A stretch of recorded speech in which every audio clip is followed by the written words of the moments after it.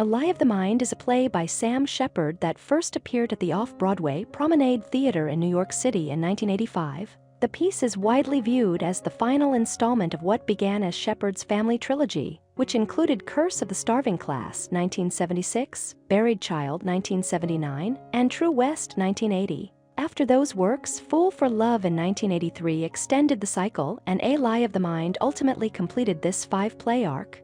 The story follows two families linked only by the marriage of Jake, the son of one household, to Beth, the daughter of the other.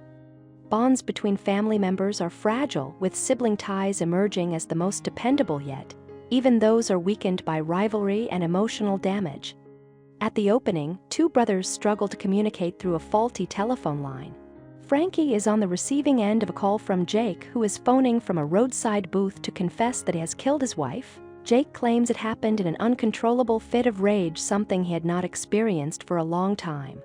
Despite his belief, Beth is not dead. She has survived the attack but with serious brain injury, now under the care of her parents, Baylor and Meg. As time passes, Jake longs to get her back, only to discover that Frankie has grown to love Beth himself. Beth's brother Mike questions how she can still love a man who nearly murdered her. Her simple reply, "He's my heart only," fuels Mike's determination to keep both Jake and Frankie far from her. Mike, aiding Beth's recovery, helping her to speak and walk, again represents his attempt to restore the life she lost. Meanwhile, Jake is haunted by memories of their father's abuse of his sister Sally. Sally, in turn, recalls their father's death brought about by Jake's violence. Parental figures cling to outdated understandings of their children's suffering.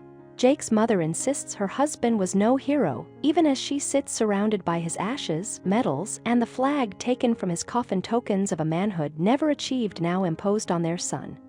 As in much of Shepard's work, A Lie of the Mind scrutinizes ideas of American masculinity and how national identity intertwines with gender expectations. The play also highlights the hardships women endure. Women act as guardians of memory and carriers of family history, yet they are frequently placed in the role of victims. Shepard's women do not always yield to fate, but it is unmistakably the men who trigger the violence that overwhelms the world of the play. Here, men recklessly chase freedom while women turn inward, drifting through private realms of fantasy and recollection.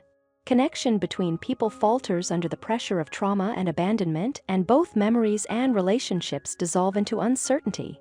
By the end, Frankie survives the injuries inflicted by his father and slips back into the vulnerable, almost feminine position he has always occupied.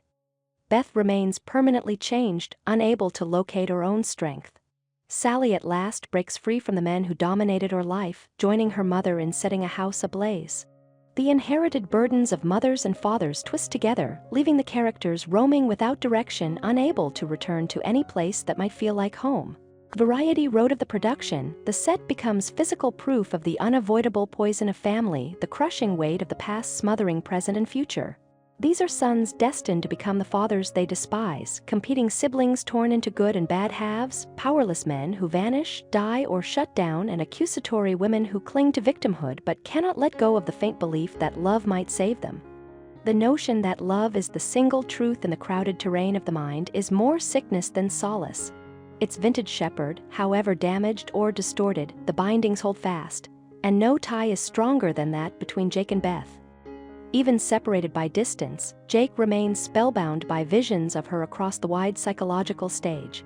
"I'm gonna die without her," he cries. And in her feverish mutterings, unsure whether she's living or dead, Beth still asserts their unbreakable bond. "He's in me. You can stop him in me. Nobody can stop him in me." Thank you for watching. If you enjoy this video, leave a like and subscribe.